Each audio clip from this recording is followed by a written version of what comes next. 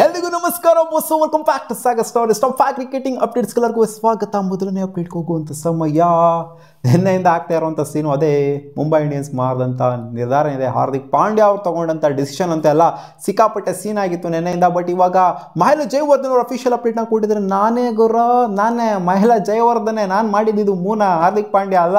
ಆ ಟೈಮಲ್ಲಿ ಆ ಥರ ನಿರ್ಧಾರ ಮಾಡಬೇಕಾಗಿತ್ತು. ತಿಲಕ್ ವರ್ಮನ ಕರೆಸ್ಬೇಕಾಗಿತ್ತು, ಈ ಕಡೆ ಸ್ಯಾಂಡರ್ನ ಕಳಿಸ್ಬೇಕಾಗಿತ್ತು. ಅದನ್ನ ನಾನೇ ಮಾಡಿದ್ದು. ಏನಿವಾಗ ಆ ಟೈಮಲ್ಲಿ ಏನಾದ್ರು ಸ್ಯಾಂಡರ್ ಬಂದ್ಬಿಟ್ಟು ಸಿಕ್ಬಿಟ್ಟಿತ್ತು ಅಂತಂದರೆ, ಮ್ಯಾಚ್ನ ಗೆಲ್ಸ್ಬಿಟ್ಟಿತ್ತು ಅಂದರೆ ಯಾರೋ ಮಾತಾಡ್ತಿರಲಿಲ್ಲ, ಯಾವ ಮಗನೂ ಮಾತಾಡ್ತಿರಲಿಲ್ಲ. ಏನು ಗುರು ಇದು ಹಿಂಗೆ ಚಿಂದಿ ಸೈಕು ಮಸ್ತು ಅಂತ ಅಂತಿದ್ರಿ. ಬಟ್ ಇವಾಗ ನೆಟ್ಟಿಗೆ ಆಡೋಕ್ಕಾಗಿಲ್ಲ ಅನ್ನೋ ಮಾತ್ರಕ್ಕೆ, ಸ್ಯಾಂಡರಿಗೆ ಸ್ಟ್ರೈಕ್ ಕೊಡಲಿಲ್ಲ ಹಾರ್ದಿಕ್ ಪಾಂಡ್ಯ ಅನ್ನೋ ಮಾತ್ರಕ್ಕೆ ಇವಾಗ ನೀವು ಹಿಂಗೆ ಥರ್ಡ್ ಕ್ಲಾಸ್ ಥರ ಮಾತಾಡ್ತೀರ. ನಮಗೆ ಹೆಂಗೆ ಬೇಕೋ ಬೈಕ್ ಬಂದಂಗೆ ಮಾತಾಡ್ತೀರ ನಮಗೆ. ಹೌದು ಗುರು, ಮಾಡಿದ ಥರ್ಡ್ ಕ್ಲಾಸ್ ಥರನೇ ಮಾತಾಡಬೇಕು.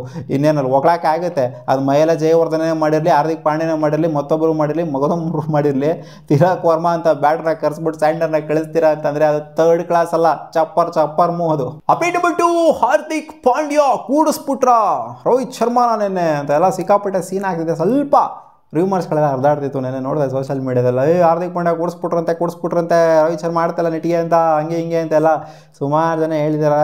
ಹೌದಾ, ನಿಜಾನ ಅದು? ನೀನು ಬಿಡೋ ಗುರು, ನೀನು ಎಲ್ಲದಕ್ಕೂ ಹಾರ್ದಿಕ್ ಪಾಂಡ್ಯನ ರೋಡಿಗೆ ಎಳ್ಕೊಂಬರಲಿಲ್ಲ ಅಂತಂದರೆ ನಿನಗೆ ಸಮಾಧಾನ ಇಲ್ಲ, ಹಾರ್ದಿಕ್ ಪಾಂಡ್ಯನ ಟಾರ್ಗೆಟ್ ಮಾಡಿಲ್ಲ ಅಂತಂದರೆ ಅಂತ ಹೇಳ್ತೀರ ನನಗೆ. ಇಲ್ಲ ಗುರು, ನಿಜ ಹೇಳಬೇಕು ಅಂದರೆ ರೋಹಿತ್ ಶರ್ಮಾಗೆ ಬಾಲು ಕಾಲಿಗೆ ಬಿದ್ದಿತ್ತಂತೆ ನೆಟ್ಸಲ್ಲಿ ಪ್ರಾಕ್ಟೀಸ್ ಮಾಡಬೇಕಾದ್ರೆ ನೀ ರೀಜನಲ್ಲಿ. ಅದಕ್ಕೋಸ್ಕರ ಅವ್ರಿಗೆ ಆಗ್ತಾ ಇರಲಿಲ್ಲ ಅಂತ ಸ್ವಲ್ಪ ಪೇನ್ ಇದ್ದ ಕಾರಣದಿಂದ ಅವ್ರನ್ನ ಡ್ರಾಪ್ ಮಾಡಿಬಿಟ್ಟು ಬೇರೆಯವ್ರನ್ನ ಹಾಕೊಂಡು ಆಡಬೇಕಾಗಿ ಬಂತು. ಅದೇ ವಿಲ್ ಜಾಕ್ಸ್ನ ಹಾಕೊಂಡು ಆಡಬೇಕಾಗಿ ಬಂತು ಓಪನಿಂಗ್ ಸ್ಲಾಟಲ್ಲಿ. ಸೊ ಬೇರೆ ಏನೂ ಇಲ್ಲ, ಹಾರ್ದಿಕ್ ಪಾಂಡ್ಯನ ನೆಗೆಟಿವ್ ಹಾಕೊಂಡ್ಬಿಡಿ ಎಲ್ಲದಕ್ಕೂ. ಅಪೀಟ್ ಮುಕ್ತಿ ಮಹಿಳಾ ಜಯವರ್ಧನೆಗೆ ಕ್ವಶನ್ ಕೇಳಿದರೆ, ರೋಹಿತ್ ಶರ್ಮಾನ ಈ ಮ್ಯಾಚ್ ಕೂಡಿಸ್ಬಿಟ್ಟಿದ್ದೀರಾ ಅಲ್ವಾ, ನೆಕ್ಸ್ಟ್ ಮ್ಯಾಚ್ ಆಡಿಸ್ತೀರಾ? ಅಷ್ಟೇ ಮುಗಿತಾ ರೋಹಿತ್ ಶರ್ಮಾರ್ದು ಅಧ್ಯಾಯ ಮುಗೀತು, ಕತೆ ಚಾಪ್ಟರ್ ಕ್ಲೋಸು, ಕೇಳ್ಕತ್ತಮು ಎಲ್ಲ ಆಯ್ತಾ ಅಂತ ಕೇಳಿದಾಗ ಎಲ್ಲ ಇವರೇ ಕೇಳ್ತಾರೆ, ಇವರೇ ಹೇಳ್ತಾರೆ, ಉತ್ತರನೂ ಇವರೇ ಕೊಟ್ಬಿಟ್ಟಿರ್ತಾರೆ. ಇದಕ್ಕೆ ಮಹಿಳಾ ಜಯವರ್ಧನ್ ಅವರು ಉತ್ತರ ಕೊಟ್ಟಿದ್ದಾರೆ. ಇಲ್ಲಿ ಕೇಳೋರು ಇವ್ರಿಗೂ ಬುದ್ಧಿ ಇಲ್ಲ, ಕುತ್ಕೊಂಡು ಹೇಳೋರು ಅವ್ರಿಗೂ ಬುದ್ಧಿ ಇಲ್ಲ. ಯಾಕಂದರೆ ಮಹಿಳಾ ಜಯವರ್ಧನ್ ಅವರು ಏನು ಹೇಳಿದ್ರು ಗೊತ್ತು ತಾನೆ, ತಿಲಕ್ ವರ್ಮಾ ಅವರ ಮ್ಯಾಟ್ರಿಗೆ ರಿಟೈರ್ಡ್ ಔಟ್ ಏನಕ್ಕೆ ಮಾಡಿದ್ವಿ ಅಂತ. ಸೊ ಅವ್ರು ಈ ಮ್ಯಾಟ್ರಲ್ಲಿ ಕರೆಕ್ಟಾಗಿನೇ ಮಾತಾಡಿದರೆ, ನನಗೆ ಅವೆಲ್ಲ ಮ್ಯಾಟ್ರ್ ಆಗಲ್ಲ. ರೋಹಿತ್ ಶರ್ಮಾ ಜಸ್ಟ್ 11 ಇದ್ದರೆ ಸಾಕು, ಮುಂಬೈ ಇಂಡಿಯನ್ಸಲ್ಲಿ ಇದ್ದರೆ ಸಾಕು, ನಂಗೆ ಅಷ್ಟೇ ಮ್ಯಾಟ್ರ್ ಆಗೋದು. ರೋಹಿತ್ ಶರ್ಮಾ 3 ಮ್ಯಾಚ್ ನೆಟ್ಗೆ ಆಡದೇ ಇರ್ಬೋದು. ಅದಕ್ಕಿಂತ ಮುಂಚೆ ಯಾವ ಮ್ಯಾಚ್ ಆಡಿದ್ರು? ಚಾಂಪಿಯನ್ಸ್ ಟ್ರೋಫಿ ಫೈನಲ್ ತಾನೇ ಆಡಿದ್ದು, ಅದು ನೆನಪಿದೆ ತಾನೆ ಎಲ್ಲರಿಗೂ ಹೆಂಗೆ ಆಡಿದ್ರು ಅಂತ. ಸೊ ಅದನ್ನೇ ಹೇಳ್ತಾ ಇದ್ದಾರೆ, ಇಂಡಿಯನ್ ಟೀಮಲ್ಲಿ ಹೆಂಗೆ ಆಡಿದ್ರು ಅನ್ನೋದು ಹೇಳ್ತಾ ಇದ್ದಾರೆ. ಬಟ್ IPL ಅಂತ ಬಂದಾಗ ರೋಹಿತ್ ಶರ್ಮಾ ಆಡ್ತಾ ಇಲ್ಲ ಗುರು, ನಿಜ ಆಡ್ತಾ ಇಲ್ಲ. ನೀವು ಕಳೆದ 2-3 ಸೀಸನ್ ತೊಗೊಂಡು ನೋಡಿ, 4-5 ಸೀಸನ್ ತೊಗೊಂಡು ನೋಡಿ, IPL ಅಂತ ಬಂದಾಗ ಸ್ಟ್ಯಾಂಡರ್ಡ್ಸು ತೀರಾ ಕಮ್ಮಿ ಆಗೋಗ್ಬಿಟ್ಟಿದೆ. ಬಟ್ ಅದೇ ಇಂಡಿಯಾ ಅಂತ ಬಂದಾಗ ಎಲ್ಗೋ ತೊಗೊಂಡೋಗ್ಬಿಡ್ತಾರೆ. IPL ಅಂತ ಬಂದಾಗ ಏನಾಗುತ್ತೋ ಗೊತ್ತಿಲ್ಲ, ರೋಹಿತ್ ಶರ್ಮಾಗೆ ಸಿಗಾಪಟ್ಟೆ ಕೆಳಗೆ ಕಾಣಿಸ್ಕೊತಾರೆ. ಆ್ಯಂಡ್ ಅವ್ರು ಹೇಳಿದ್ದಾರೆ, ಸ್ಟ್ರೈಟ್ ಅವೇ ವಾಕ್ ಮಾಡ್ತಾರೆ, ಸ್ಟ್ರೈಟ್ ಅವೇ ಆಡ್ತಾರೆ. 11 3 ಮ್ಯಾಚ್ ಫ್ಲಾಪ್ ಆದರೂ 10 ಮ್ಯಾಚ್ ಫ್ಲಾಪ್ ಆದರೂ ಪಕ್ಕ ಆಡ್ತಾರೆ ಅಂತ ಹೇಳಿದ್ದಾರೆ. ಅಪೀಟ್ ಫೋರ್ ಅಕ್ಷರ್ ಪಟೇಲ್ ಅವರು ಮಾತಾಡಿದರೆ MS ಧೋನಿ ಅವರ ಬಗ್ಗೆ. ಇವರೊಬ್ಬರು ಕಮ್ಮಿ ಇದು ನೋಡಿ MS ಧೋನಿ ಅವ್ರ ಬಗ್ಗೆ ಮಾತಾಡೋದಕ್ಕೆ. ಇವಾಗ ಎಲ್ಲ ಧೋನಿ ಫ್ಯಾನ್ಸ್ ನನಗೆ ಉಗಿಬಡಿ ಹಾಕೊಂಡು ಅವ್ರು ಇರೋದನ್ನೇ ಹೇಳಿದ್ದಾರೆ. ನಾನು ಎಲ್ಲದಕ್ಕೂ ಧೋನಿ ಏನಕ್ಕೆ ಅಂತಾರೆ ಅಂತಂದರೆ ಇದಕ್ಕೇನೆ ಅನ್ನೋದು. ಯಾಕಂದರೆ ಅವ್ರು ಆ ಥರ ನಡ್ಕೊತ ಎಲ್ಲ ಪ್ಲೇಯರ್ಸ್ಗಳ ಹತ್ರ ಎಲ್ಲ ಹೇಳ್ಕೊಂಡು ಕೊಡೋದು, ಅದು ಇದು ಎಲ್ಲ ಮಾಡ್ತಾ ಇರ್ತಾರೆ. ಇವ್ರು ಬಂದ್ಬಿಟ್ಟು ಮೆಂಟರ್ ಆಗಿ ಬಂದಿದ್ರು, ನಮಗೆ ಮೆಂಟರ್ ಆಗಿ ಬಂದ್ಬಿಟ್ಟು ನನಗೆ ಏನೇನು ಬೇಕೋ ಎಲ್ಲನೂ ಹೇಳ್ಕೊಂಡು ಕೊಟ್ಟಿದ್ದಾರೆ. ಆ್ಯಂಡ್ ನಾನು ಇವಾಗ ಈ ಸ್ಥಾನದಲ್ಲಿ ಇದ್ದೀನಿ ಅಂತಂದರೆ MS ಧೋನಿನೂ ಕೂಡ ಒಂಥರ ಕ್ರೂಷಿಯಲ್ ಆಗ್ತಾರೆ ನನ್ನ ಲೈಫಲ್ಲಿ. ಅವ್ರು ನನಗೆ ಸಿಕ್ಕಾಪಟ್ಟೆ ಹೆಲ್ಪ್ ಮಾಡಿದ್ದಾರೆ. ಆ್ಯಂಡ್ 24 ವರ್ಲ್ಡ್ ಕಪ್ ಆದಮೇಲೆ, ಜೊತೆಗೆ 25 ಚಾಂಪಿಯನ್ಸ್ ಟ್ರೋಫಿ ಆದಮೇಲೆ ಅವ್ರು ನನಗೆ ವಾಟ್ಸಪ್ಪಲ್ಲಿ ಮೆನ್ಷನ್ ಮಾಡಿ ಅವ್ರು ನನಗೆ ಟೆಕ್ಸ್ಟ್ ಮಾಡಿದರು, ಮೆಸೇಜ್ ಮಾಡಿದ್ದಕ್ಕೆ ಈ ರೇಂಜಿಗೆ.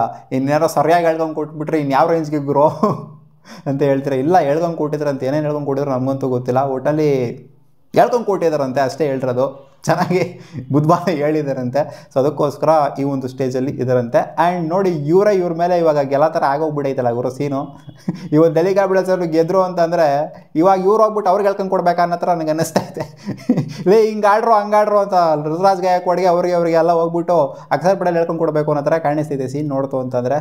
ಸೊ ಬಿಡಿ, ಎಲ್ಲದಕ್ಕೂ ತಲಾ ಫಾರ್ ಎ ರೀಸನ್ ಅಂತ ಅನ್ಕೊಳ್ಳಿ ಅಷ್ಟೇ. ಅಪ್ಡೇಟ್ ನಂಬರ್ 5, RCB ಮ್ಯಾಚ್ಗಳ ಟಿಕೆಟ್ಸ್ನ 10,000 ಇರುವಂಥ ಟಿಕೆಟ್ ಪ್ರೈಸ್ನ 20,000, 30,000. ಸೊ ಈ ಥರ ಮಾರಲಾಗ್ತಾ ಇದೆ ಬ್ಲ್ಯಾಕ್ ಟಿಕೆಟ್ಸಲ್ಲಿ. ದುಪ್ಪಟ್ಟಲ್ಲ, 3 ಪಟ್ಟು 4 ಪಟ್ಟು, ಇದೆಲ್ಲರಿಗೂ ಗೊತ್ತಿರುವಂಥ ವಿಚಾರ. ಇದೇನು ಫಸ್ಟ್ ಟೈಮ್ ಇದು? ಎಲ್ಲ ವರ್ಷವೂ ಆಗೋದಿದ್ದೇನೆ, ಇನ್ನೂ ಜಾಸ್ತಿ ಆಗಿದೆ ಈ ವರ್ಷ ಅಷ್ಟೇ. ಬರ್ತಾ ಜಾಸ್ತಿನೇ ಆಗುತ್ತೆ ಅಷ್ಟೇ.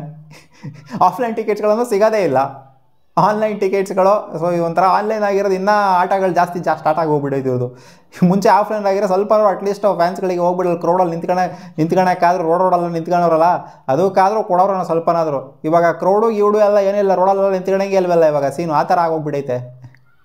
ಏನು ಅವಸ್ಥೆ ಆದ್ರೂ ಇಷ್ಟೆಲ್ಲ ಅವಸ್ಥೆ ಇಟ್ಕೊಂಡು ಕೂಡ R C B match tickets ತಗೊಂಡು ಹೋಗ್ಬಿಟ್ಟು ನೋಡ್ತಾರಲ್ಲ ಮ್ಯಾಚ್ನ.